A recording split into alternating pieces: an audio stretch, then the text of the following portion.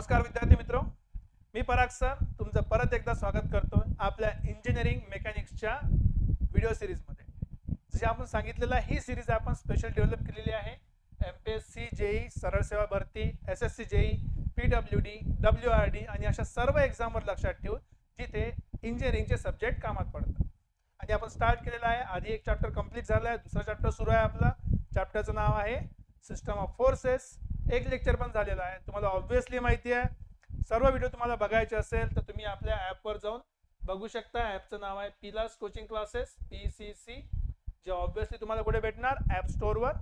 जर काही डाऊट असेल, तुम्हाला काही विचारायचं असेल, तुम्ही कॉन्टॅक्ट करू शकता आमच्या या नंबरवर, जिथे तुम्हाला पुन्हा कोर्स विषयी आणि व्हिडिओच्या लेक्चर विषयी पण सगळे डिटेल आणि तुमच्या शंका निवारण केल्या जाईल। तर आणखी वेळ न घालवता सुरू करूया आजचं lecture system of forces. Last lecture मध्ये आपण बघितलं होतं की मुवमेंट काय असते, it is a turning effect, त्याचा फॉर्म्युला पण बघितला। मग आता किती प्रकारचे टर्निंग इफेक्ट आहे ते आपण बघूया, जास्त काही कॉम्प्लिकेटेड नाही आहे। बघा, सगळ्यात पहिला बेंडिंग मुवमेंट, नावच सांगते बेंडिंग मुवमेंट म्हणजे काय, एखादी गोष्ट आपण काय करतोय, बेंड करतोय। बेंड म्हणजे काय होते, वाकवणे। बेंड करणे म्हणजे आपण काय करणे, एखाद्या गोष्टीला आपण काय करणार आहे, वाकवणे। ठीक आहे, वाकवतोय आपण त्याला। आता हे केव्हा होते, जसं आपण एक बीम आहे, त्या बीमवर स्ट्रक्चर बीम असते ना, बीमवर जास्त फोर्स एका ठिकाणी लावला, म्हणजे अशा प्रकारची बीम आहे आपली। तुम्ही करू शकता प्रयत्न, एखादी पातळ फळी घ्या, फळी म्हणजे पाटली, इथे खूप सारे एकाच ठिकाणी लोक जमा करा, उभे ठेवा। तर काय होणार, थोड्या वेळानंतर जर इथे आपलं सपोर्ट असेल तर आपली बीम थोड्या वेळानं अशी बेंड व्हायला लागते।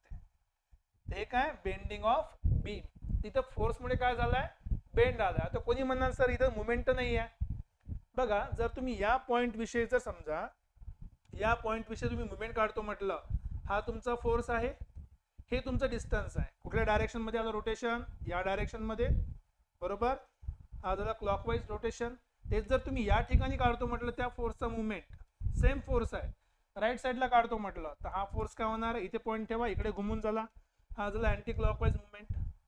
तर दोन्ही ठिकाणी मुवमेंट लागणार तर आहे ऑब्विसली। तर हे मुवमेंट काय करताय, सेंटरला बेंडिंग प्रोव्हाइड करतायत। तर बेंडिंग मुवमेंट कशामुळे आली आहे, जर समजा तुमचा फोर्स एखाद्या ठिकाणी एका पॉइंटवर काम करतोय, त्याला आपण बेंडिंग मुवमेंट म्हणतो। जे नॉर्मली कुठे भेटते आपल्याला, जे बीम आहे किंवा जे एखादी स्ट्रक्चर आहे, एलिमेंट आहे, त्याला तो बेंड करायचा प्रयत्न करतो किंवा वाकवण्याचा प्रयत्न करतो। एकदम सिंपल आहे, load applied at the centre of simply supported beam, हेच एक्झाम्पल आहे सिम्पली सपोर्टेड बीम। आता सिम्पली सपोर्टेड कशाला म्हणायचं, तर हे स्ट्रक्चरचे डिफरंट टाइप्स आहे, फ्रेम्स अँड स्ट्रक्चर, ते आपण येणाऱ्या काही लेक्चरमध्ये पण बघूया। ठीक आहे, आता ग्राफिकल रिप्रेझेंटेशन एकदम सोपं आहे, तुम्ही हे शिकले असणार सॉम मध्ये, किंवा मग आपण समोर जाऊन पण बघणार आहे। BMD म्हणजे काय होते, बेंडिंग मुवमेंट डायग्राम, ते आपण शिकणार आहे सॉम या सब्जेक्ट मध्ये, किंवा त्याचं नाव आहे दुसरं स्ट्रेंथ ऑफ मटेरियल। हा एक खूप इम्पॉर्टंट सब्जेक्ट आहे मॅक्झिमम एक्झाम साठी, शॉर्टकट्स क्वेश्चन जास्त करून इथेच राहतात। ठीक आहे, स्ट्रेंथ ऑफ मटेरियल येणाऱ्या आपल्या पुढच्या व्हिडिओ लेक्चर मध्ये तुम्हाला मिळणार बघायला। आणि एकदम सिंपलचा कन्सेप्ट आहे, सिंपली सपोर्टेड बीम, एका ठिकाणी पॉइंट लोड लावला, तो बेंडला काय करा, बीमला वाकवायचा प्रयत्न करेल। या साईडचा फोर्स याला इकडे घेऊन जायचा प्रयत्न करेल, हा इकडे घेऊन जायला प्रयत्न करेल। मग इकडे बघा, इकडे साईडला वाकलाय, हे इकडे वाकलेलं आहे। पहिला point bending movement, simple. Okay, next आहे ट्विस्टिंग मुवमेंट। आता हे पण तेच लॉजिक आहे, ट्विस्टिंग किंवा टॉर्क। आता शब्द तुम्ही बऱ्याच वेळा ऐकला असेल, टॉर्क तुम्ही खास कर बाईक किंवा कार, त्यात आपण बघतो ना, बाईक आणि कार मध्ये टॉर्क किती आहे रे बा। का बरं टॉर्क किती आहे, कारण की समजा हा आपला रस्ता आहे, इथे ह्या रस्त्यावर आपल्याला आपली गाडी घेऊन जायची आहे। ठीक आहे, हे आपली अशी गाडी आहे, कोणत्या प्रकारची गाडी आहे, ठीक आहे, हे आपली गाडी आहे। तर जेव्हा आपली गाडी भरधाव वेगाने या रस्त्यानं घेऊन जायची असेल, तेव्हा आपल्याला जास्त काय पाहिजे, आपल्याला या ठिकाणी लागते आपला टॉर्क। या डायरेक्शनने आपला काय फोर्स आहे, ठीक आहे, हे आपलं डिस्टन्स आहे, radius. So F into distance perpendicular, F into perpendicular distance. जेवढा जास्त टॉर्क तेवढा फास्ट तुम्ही रोटेट करू शकता गाडीला, जेवढा जास्त टॉर्क तेवढा फास्ट तुम्ही गाडीला टर्न करू शकता। किंवा दुसरं पण ऑप्शन आहे, स्क्रू ड्रायव्हर बघून घ्या, किंवा तुम्हाला माहिती असेल की आपण असं पाना ठेवला एखाद्या ठिकाणी, असं एक्झामन पाना असते माहिती तुम्हाला, याच्या अंदर आपण नट असते। ठीक आहे, आणि मग याला आपण इथून काहीतरी फोर्स लावतो, ठीक आहे, घुमवायचा प्रयत्न करतो. आता हे काय होते बघा, फोर्स या ठिकाणी लागला, रोटेट कायच्या भोवती झालं, रोटेट या ठिकाणच्या भोवती झालं, तर हे रोटेशन झालं असं क्लॉकवाईज. त्याच्यामुळे काय झालं, हा टर्निंग इफेक्ट आला. यालाच आपण ट्विस्ट म्हणजे घुमवायचा प्रयत्न करतो किंवा टॉर्क असा म्हणतो. आता कोणी म्हणाल सर पहिल्यामध्ये याच्यामध्ये फरक काय, जास्त फरक नाही आहे, शेवटी सगळे काय मुवमेंटच आहे. फक्त फरक काय इथे बघा काय लिहिलं, it is rotation about the longitudinal axis. जे रोटेशन आहे ते एका ऍक्सिसच्या भोवती, उदाहरणार्थ हा रोटेट जो करतोय ते या बाहेरच्या ऍक्सिसच्या भोवती, हा जो रोटेट करतोय हा पण बाहेरच्या ऍक्सिसच्या भोवती. याच्या आधी जो रोटेट करत होता तो ऍक्सिसच्या भोवती नाही आहे, जिकडे बीम तिकडेच रोटेशन, त्या ऍक्सिसच्या भोवती रोटेशन झालेलं नाही. इथे रोटेशन आहे ऍक्सिसच्या भोवती. आणि हे जर तुम्हाला ग्राफवर दाखवायचं असेल तर तुमचा ग्राफ असते torque versus angle of twist. Twist म्हणजे घुमवणं, ट्विस्ट म्हणजे काय होते, घुमवणं. किती घुमवल्या गेल्या, किती फोर्सवर, त्यालाच आपण काय म्हणतो, ट्विस्टिंग मुवमेंट किंवा टॉर्क. ओके, टॉर्क सगळ्यात जास्त महत्वाचं कुठे पडते, ज्या ठिकाणी जर तुम्ही रेसिंग कार वगैरे पाहिल्या असेल, ज्यांना फास्ट टर्न घ्यायचा आहे त्याला टॉर्क जास्त पाहिजे, ठीक आहे.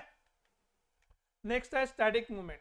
नावच सांगते स्टॅटिक म्हणजे मुवमेंट काय थांबलाय. ऍक्च्युली मुवमेंट काढायची गरज नाही, इथे मुवमेंट थांबलेला आहे. म्हणजे रोटेशन होऊ राहिलं का, नाही होऊ राहिलं. मग कशाला काढायचं आहे, याच्यासाठी काढायचं आहे की रोटेशन करू द्यायचं नाही. परत सांगतो, स्टॅटिक म्हणजे थांबलेला, तर मुवमेंट झालाय का, नाही झालं. मग का बरं कॅल्क्युलेट करायचं आहे, याच्यासाठी काढायचं आहे की मुवमेंट झाला नाही पाहिजे म्हणून, ठीक आहे. तर स्टॅटिक मुवमेंट एकदम सिंपल आहे, it is a movement of area about an axis. तुम्ही नाव ऐकलं असेल, मुवमेंट ऑफ एरिया, ठीक आहे. किंवा तुम्ही शब्द ऐकला असेल सेंट्रॉइड, ठीक आहे. किंवा तुम्ही ऐकलं असेल आणखी एक गोष्ट मास मुवमेंट. तुम्ही हे नसलं ऐकलं, तुम्ही आणखी काय ऐकलं असेल, सेंटर ऑफ मुवमेंट किंवा मुवमेंट ऑफ इनर्शिया. हे सगळे तुम्ही नाव डिफरंट ठिकाणी ऐकले असणार.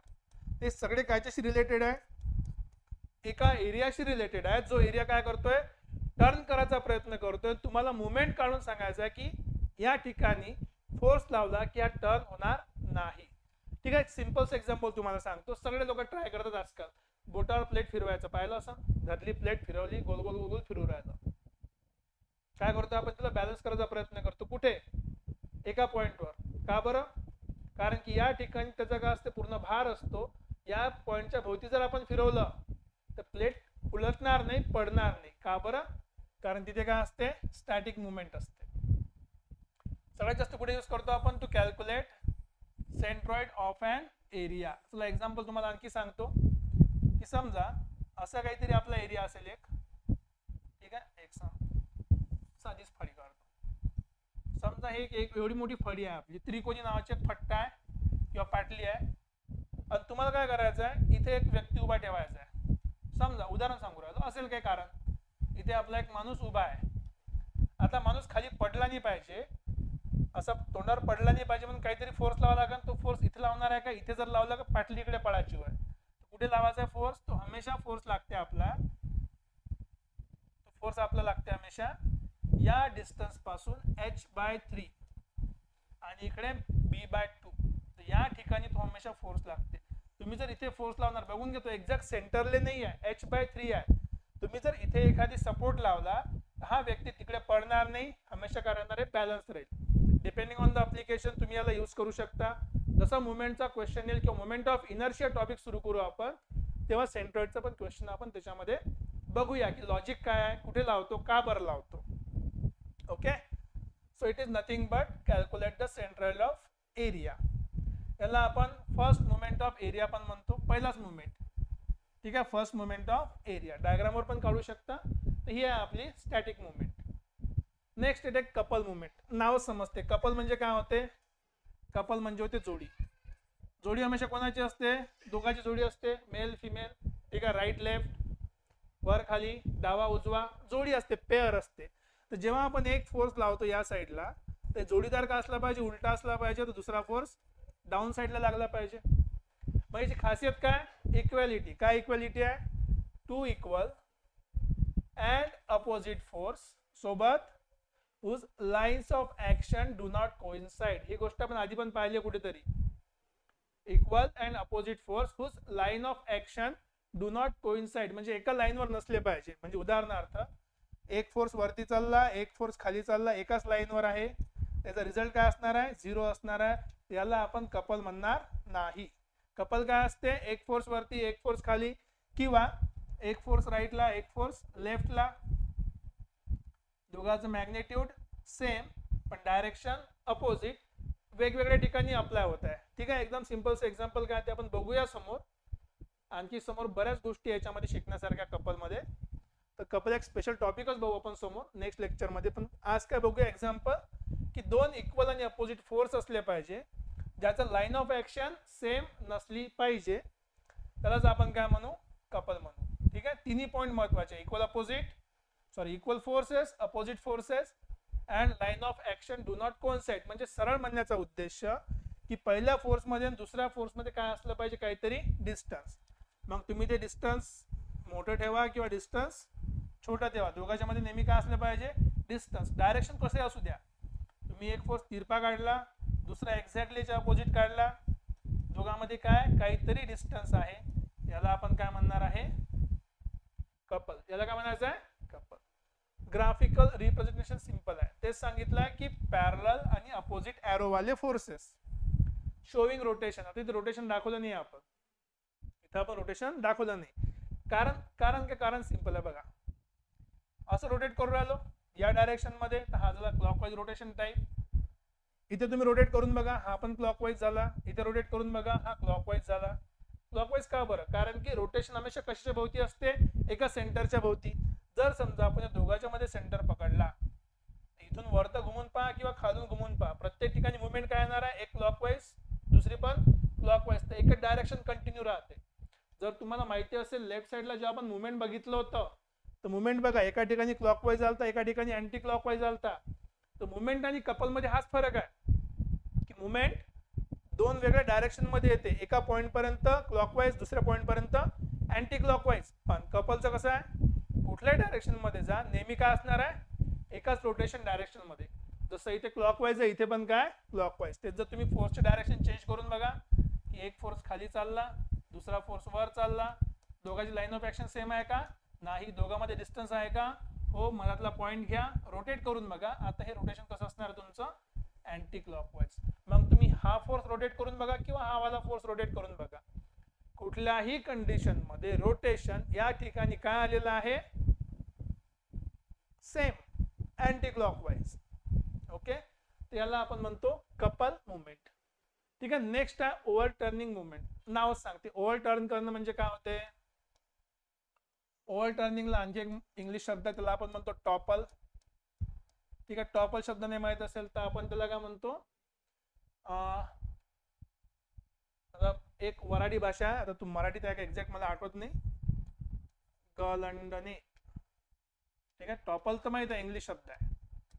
ठीक आहे. मराठी एवढी चांगली नाही माझी, जेवढी आता अनुभव नाही आहे म्हणून सवय नाही बोलायची. पण गलंडने,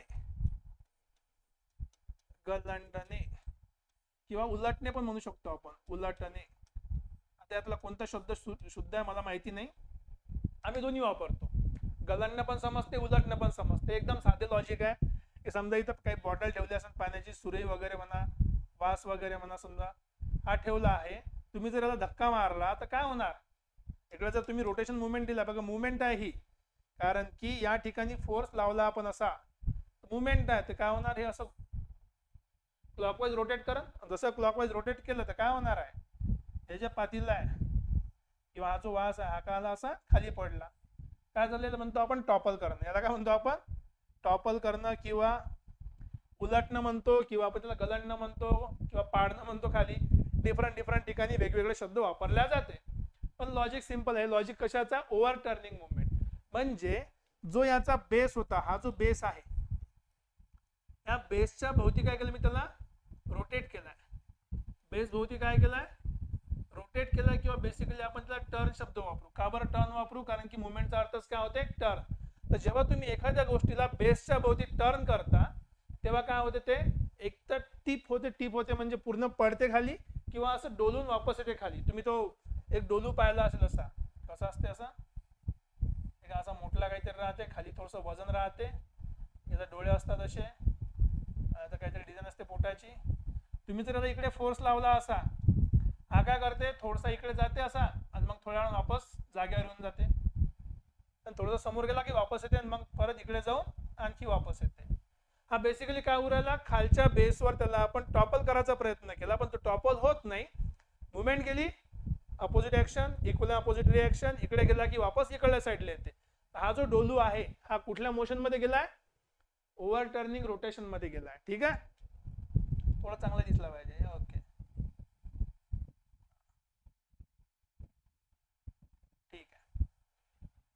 तर हे आहे ओव्हर टर्निंग मुवमेंट. चला डेफिनेशन वर येऊया. It is a special type of movement that causes rotation. ते माहित आहे, कुठल्याही टाइपचं मुवमेंट असू दे, ते काय कॉज करते, रोटेशन कॉज करते. पण ते रोटेशन कसं आहे, about the base point. Rotation कशाच्या भोवती आहे, बेस पॉइंटच्या भोवती रोटेशन आहे. आणि कशात त्याचा रिझल्ट काय होतो, लिडिंग टू टिपिंग. टिपिंग म्हणजे काय होते, टॉपल करणे किंवा उलटा पाडणे किंवा उलंगडणे जे असेल ते, किंवा उलटणे, गलंडणे, उलटणे जे असेल ते. Example, wind force on tall chimney. ते लॉजिक सिंपल आहे की टॉल चिमनी आहे समजा एखादी, चिमनीचं काम काय, धुवा सोडायचं काम असते असं. ठीक आहे, आता एवढी मोठी चिमणी आहे, इकून जर का फोर्स आला, कशाचा, हवेचा, विंड फोर्स म्हणतो आपण त्याला, फोर्स. ते विंड काय करा, चिमनीला धक्का मारून, कायसाठी, खाली पड रे बा म्हणून. बेस बांधला आहे ना, खाली पड म्हणून त्याला धक्का मारा. तर बेसिक लॉजिक तेच आहे की याचं काम काय, कशाचं, मुवमेंटचं, टर्न करणं. पण तुम्ही टर्न कुठल्या पॉइंटवर करता, टर्न तुम्ही कुठल्या पॉइंटवर करता ते डिसाइड करते की तुमची कुठल्या टाइपची मुवमेंट आहे. एक्झाम्पलचा पहिल्यापासून या.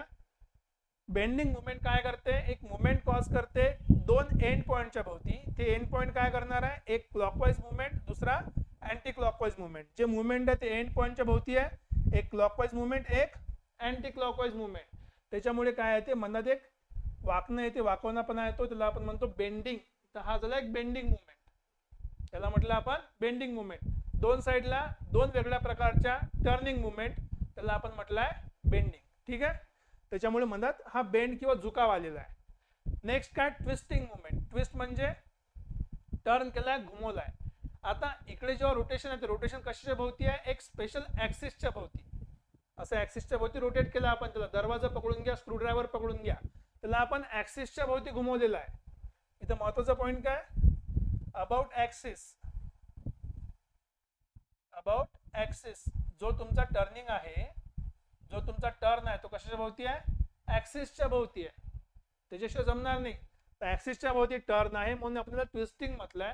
तुम्ही ट्राय करू शकता, ते हात आपण ट्विस्ट करतो म्हणतो ना, असा हात पकडा, घुमवा, फोर्स इथे लागला, पण टर्न कुठे झाला, पूर्ण बॉडी टर्न झाली आहे, या ठिकाणचा पूर्ण पार्ट टर्न झालेला आहे.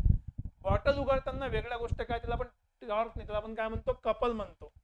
कपल मध्ये काय, दोन फोर्स पाहिजे, एक नाही. किती पाहिजे, दोन फोर्स. आणि तो एक सेंटर पॉइंटच्या भोवती काय होते, रोटेट होते. दोन equal opposite with not coinciding lines of action असे फोर्स असले तर तो काय जनरेट करतो, तर तो कपल जनरेट करतो. त्याचं काम काय, रोटेशन. सगळ्यात बेस्ट एक्झाम्पल आहे स्टीअरिंग व्हील किंवा बॉटल कॅप.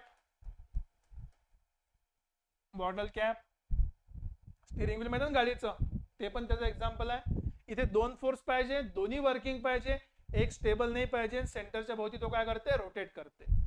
मुवमेंट मध्ये दोन वेगळ्या टाईपचे मुवमेंट आहे, एक क्लॉकवाइज, एक अँटी क्लॉकवाइज.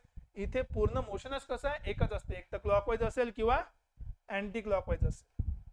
नेक्स्ट आपलं होतं static movement. Static movement basically काय, एक स्टॅटिक गोष्टीचं मुवमेंट काढतो आपण. कशासाठी, की समोर जाऊन जर त्याच्यावर कोणता फोर्स लागला तर तो बॅलन्स करता आला पाहिजे म्हणून. एकदम सिंपलच आहे. फर्स्ट मुवमेंट ऑफ इनर्शिया किंवा मुवमेंट ऑफ एरिया, जे आपण एक तर समोर चॅप्टर मध्ये पण शिकणार येणार आहे आणि सॉम मध्ये पण याचं खूप महत्वाचं काम आहे. ठीक आहे, तिथे मिस करू नका. आणि नेक्स्ट आपण बघितलं, जसं आपण सांगितलं कपल. आणि लास्ट आहे ओव्हर टर्निंग. ओव्हर टर्न करण्याचा अर्थच होते की एखादी गोष्ट पाडणं डोक्यावरून किंवा बेसवरून त्याला उचलून फेकणं, त्याला टॉपल करणं म्हणतो आपण, किंवा उलटणं, गलंडणं, जे शब्द तुम्हाला बरं वाटते ते. याचं कारण काय, की तुमचा जो मुवमेंट आहे, रोटेशन, ते एका फिक्स पॉइंटवर आहे बेसच्या भोवती, पण बेस फिक्स केलेला राहत नाही. जसं उदाहरणार्थ टॉर्क मध्ये होता, बेस फिक्स होता, त्याच्याभोवती आपण फिरू राहिलो, जो इमॅजिनरी बेस आहे. गाडी टर्न मारताना तो बेस कसा इमॅजिनरी आहे, पण इथे काय बेस फिक्स आहे, तुम्ही बेस पण बेसच्या भोवती रोटेट केला तो उलटते गलंटे पडते. ते पण एक्झाम्पल आपण इथं बघितलेले आहे. तर हे होते डिफरंट टाइप्स ऑफ मुवमेंट्स. आणि या मुवमेंटशी रिलेटेड सगळ्यात महत्वाची थेरम जी आहे, त्या थेरमचं नाव आहे वॅरिंग्टॉन्स थेरम किंवा प्रिन्सिपल ऑफ मुवमेंट. जे काही मुवमेंट आहे त्या मुवमेंटशी रिलेटेड जे थेरम आहे त्याला आपण म्हणतो वॅरिंग्टॉन्स थेरम. एकदम सिंपल थेरम आहे, कन्फ्यूज करायचं नाही. स्टेटमेंट डोळ्यासमोर आहे बघा, स्टेटमेंट एकदम डोळ्यासमोर आहे. स्टेटमेंट वरून आपण या फॉर्म्युल्यावरून स्टेटमेंट बनवू शकतो बघा. Moment about a point, moment of force about a point O is equals to sum of moment along X axis and Y axis. बस हेच म्हटलंय, वाचून घेऊया. स्टेटमेंट काय की algebraic sum of movements, algebraic म्हणजे addition, algebraic sum of movements कशाची, components of forces X आणि वाय. किती कंपोनंट, 2 कंपोनंट वापरतो आपण, ते पण बघितलंय. रिझल्टंटच्या वेळेस जास्त कंपोनंटची गरज नाही आहे, 2 कंपोनंट सफिशियंट आहे, कारण की एका प्लेन मध्ये 2 लाईन एकमेकाला परपेंडिक्युलर राहू शकतात, तिसरी त्याला परपेंडिक्युलर येणार नाही. आता काय म्हणते परत, अल्जेब्रिक सम ऑफ मुवमेंट्स कशाची, कंपोनंट्सची. ठीक आहे, कोणते कंपोनंट्स, एफ एक्स आणि एफ वाय. कशाचे कंपोनंट आहे, फोर्सचे कंपोनंट आहे, जे आपण कालच्या एक्झाम्पल मध्ये पण बघितलेले आहे.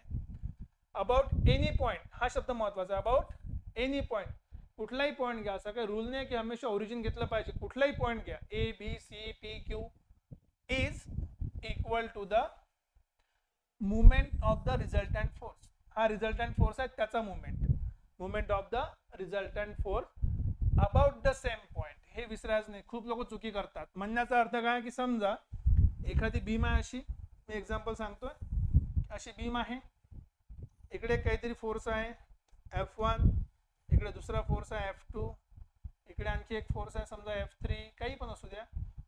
तर या ठिकाणी समजा आपण मुवमेंट काढली, हा आपला पॉइंट आहे समजा P.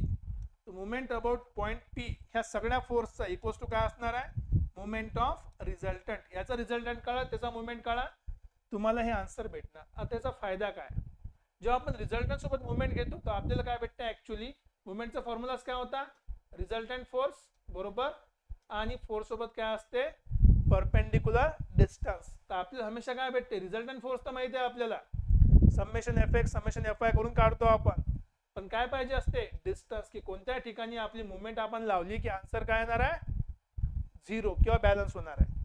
त्यालाच आपण म्हणतो वॅरिंग्टॉन्स प्रिन्सिपल.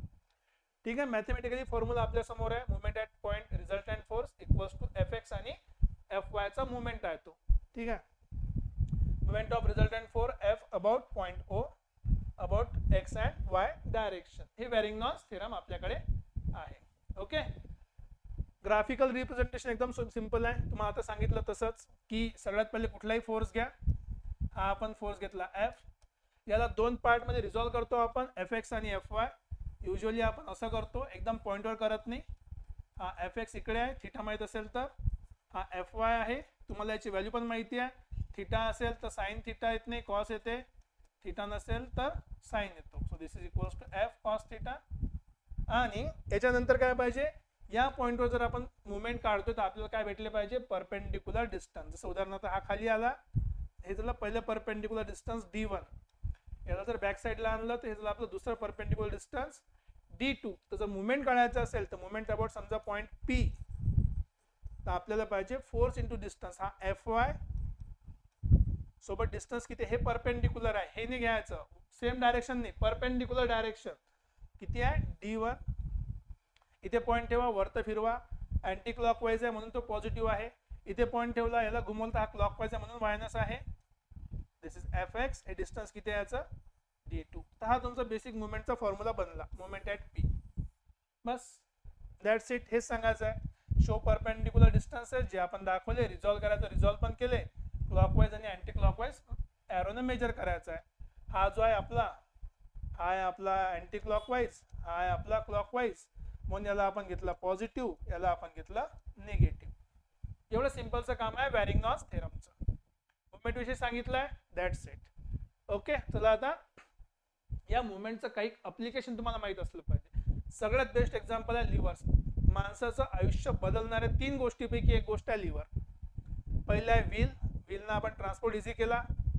दुसरं काय, चाक, म्हणजे ते चाक. दुसरं होतं आग, आगमुळे आपण सगळ्या गोष्टी अंधारात पण काम करू शकलो, जेवण पण करू शकलो. तिसरा कन्सेप्ट आहे लिव्हर्सचा. ठीक आहे, लिव्हर्स म्हणजे काय होते, उदाहरणार्थ सीसॉ खेळल्या ना, एका साईडला तुम्ही एफर्ट लावा, दुसऱ्या साईडला तुमचा लोड वरत उचलता येते. आता याचे डिफरंट टाइप्स आहे. First class lever, second class, third class. हे डिपेंड कशावर करते की तुमचं लोडचं आणि फलक्रमची पोझिशन कुठे आहे. हे लोड आहे, हे तुमचं फलक्रम आहे. फलक्रम म्हणजे ज्याच्या भोवती आपण त्याला बॅलन्स करू राहिलो. तराजू पाहिला असेल ना, उदाहरणार्थ इथे तुम्ही फोर्स लावा दोन्ही साईडला, कैची काय करते, मदत कट करते. सेम लॉजिक, जर एफर्ट आणि लोड एकाच साईडला असेल त्याला आपण म्हणतो सेकंड क्लास लिव्हर. बघा, एफर्ट एका साईडला आहे, लोड इथे आहे, तुम्ही पाहिलं असेल, हे घेऊन जायचं.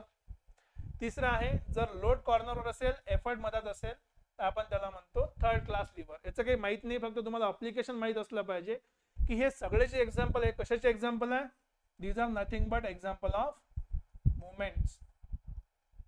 हे सगळे एक्झाम्पल कशाचे आहे, मुवमेंटचे एक्झाम्पल आहे.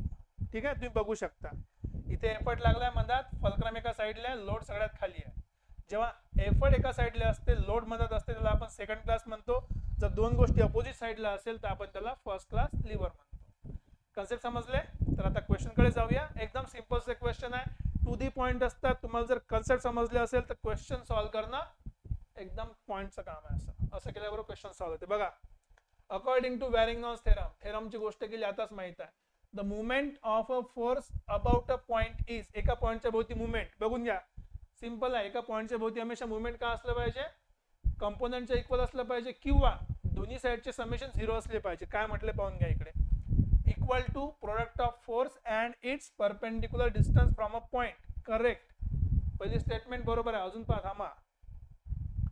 Equal to the sum of movements of its components about the same point. पाहून घ्या लॉजिक पहा कसे स्टेटमेंट आहे. Always 0 and dependent on the direction of force only. पाहून घ्या. हा पहिली गोष्ट, वेरिंग्टॉन्स थेरम नुसार हे चुकलं की फक्त फोर्सच्या डायरेक्शनवर डिपेंड करत नाही. मुवमेंटचा फॉर्म्युलाच काय, फोर्स इंटू परपेंडिक्युलर डिस्टन्स, तर हे चुकलं.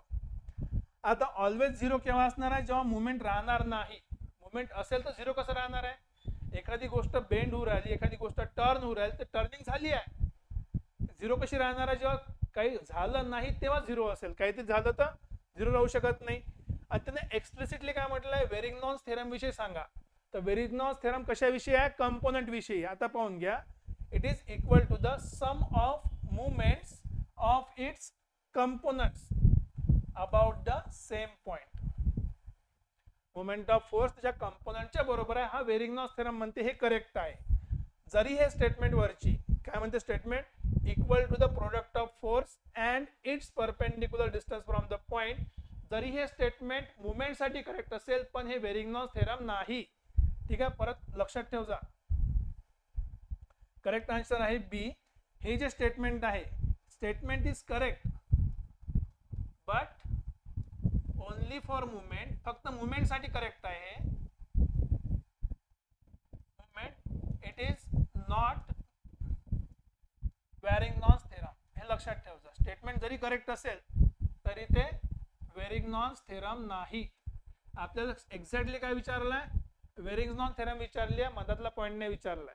स्टेटमेंट करेक्ट किंवा रॉंग ते आपल्याला काम नाही आहे. हे पण स्टेटमेंट केव्हा करेक्ट राहणार, जर एखादी मुवमेंट केल्यावर पण टर्निंग नाही होऊ राहिली. जर टर्निंग इफेक्टच नाही भेटला तर टर्निंग किती राहणार आहे, 0. पण कधी टर्निंग इफेक्ट नाही भेटल्यावर, ती स्टेटमेंट वेरिंग्टॉनची आहे का, नाही. So it is also wrong. Okay, next question. Which of the following is not the type of movement. Movement clockwise असते, अँटी क्लॉकवाइज असते, अँटी क्लॉकवाइज असली तर पॉझिटिव्ह असते, ट्रान्सलेशनल राहत नाही. So it is the correct answer, जे चुकीचं आहे. हे मुवमेंटचा टाइप नाही. ट्रान्सलेशन म्हणजे काय होते, लिनियर मोशन. हे आपण बघितलंय आधी. लिनियर मोशन, मुवमेंटचा अर्थच काय होते, टर्निंग मोशन होते, लिनियर होत नाही. Next, which of the following is correct regarding Varignon's theorem विषयी विचारलं. Okay, it applies to concurrent forces, असं काही आपण सांगितलं आहे का स्टेटमेंट मध्ये? नाही, काही कॉन्करंटची गरज नाही आहे. It applies only to parallel forces, असं पण काही म्हटलं नाही आपण. It applies to any system of coplanar forces, हे महत्वाचं आहे. एनी सिस्टम, मग ते पॅरलल असू द्या तरी चालते, कॉन्करंट असेल तरी चालते, नॉन कोप्लेनर असेल तर चालणार नाही. ऍक्च्युअल चालते, पण म्हटलं काय एक्झॅक्टली बघा, ओनली शब्द वापरलाय जे चुकीचं आहे, कारण की कोप्लेनरला पण चालते. So it is also wrong. Correct answer is C. Correct answer काय? C. Next question, the principle of movements state that, मुवमेंटचा प्रिन्सिपल काय म्हणते पाहून घ्या. एकदम सिंपल आहे.